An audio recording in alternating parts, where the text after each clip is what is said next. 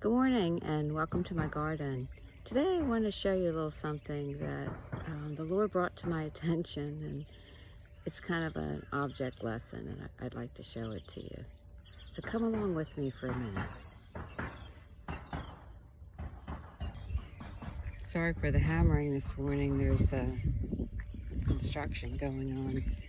I want to show you these little blueberry plants that I planted last year. I didn't think they were going to make it because they seemed to really be struggling. But this one is loaded with blueberries this year, so I'm really excited, and I hope it's going to be able to make it. But now I did want to show you this one. See this one? This one is really struggling. You see that big dead branch on there? I need to do something about that. So I'm going to have to prune that in some way. All the way down, I think. Because if I was to leave this alone and not do anything to it, what do you think is going to happen to it?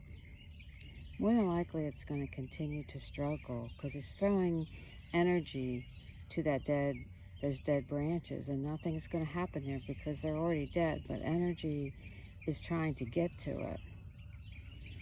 So if I don't do anything, this plant's going to suffer, and it's not going to get any stronger, and it's not going to produce blueberries. As you see, there's not one berry on it. So now if I cut that down, what's going to happen? It's going to send energy back to the roots, and it's going to send out new shoots, and it's going to allow more energy to go to the part that is already blooming, with leaves at least, and hopefully it'll push fruit through. So it needs attention, and it needs to be pruned. Hi there. So I'm out of the garden. It was just getting too hot, and I was starving and sweating like a big dog. So it's time to come in and make some lunch. I have some leftover squash that I'm going to fry up and add an egg, and I'm going to make myself a squash omelet for lunch. But before I do that, I just wanted to read you a little scripture that kind of ties into what I was trying to explain to you about the little blueberry bush. In John 15, it says, "I am the true grapevine, and my Father is the gardener.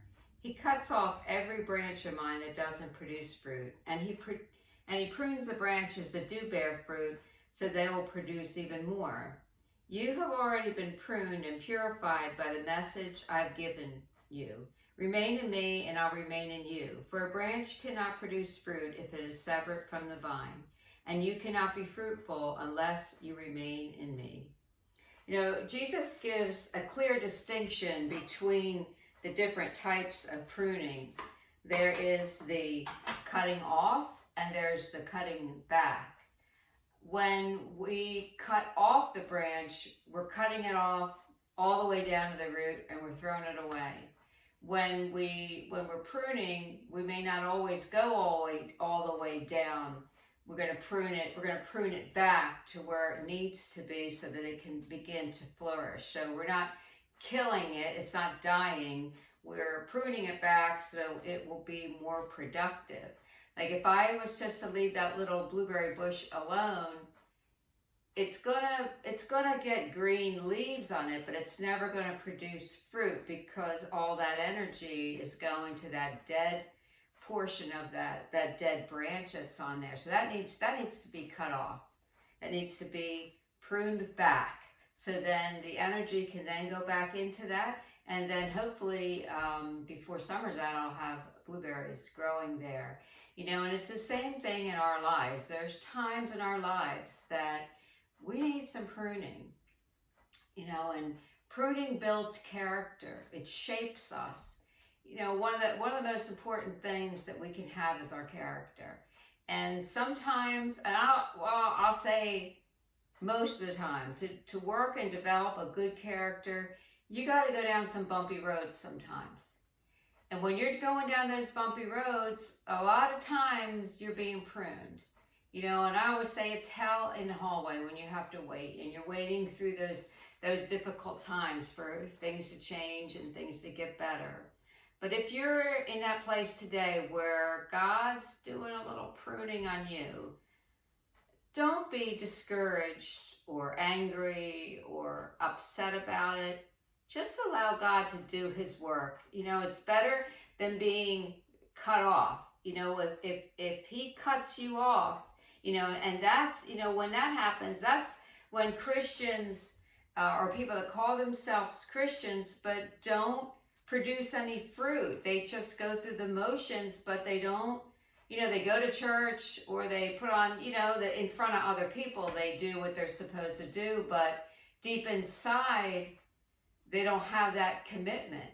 And if you're in that place where you're just doing that, God could very well just cut you off and throw that branch into the pile. And if that happens, that branch is going to wither and it's going to die.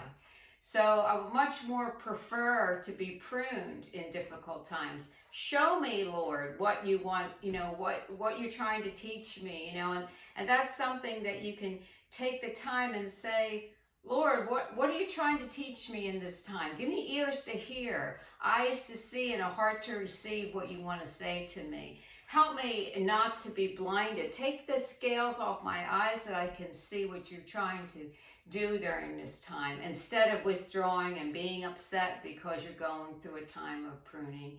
Those times of prunings can be wonderful times, because look forward to the end, for the blossoming time when the pruning is over and you come into season and you're producing fruit again. And fruit is answered prayers, a lot of times getting other people saved, but it's also, God moving in your life and just things beginning to come together. And I pray today for you that if you're going through a season of pruning, that you'll go with the flow, let's say, and allow God to do what he's got to do. And I just pray that you'll have a blessed and wonderful day. And I'm going to chop up this squash and make some lunch. Have a blessed day. Bye-bye.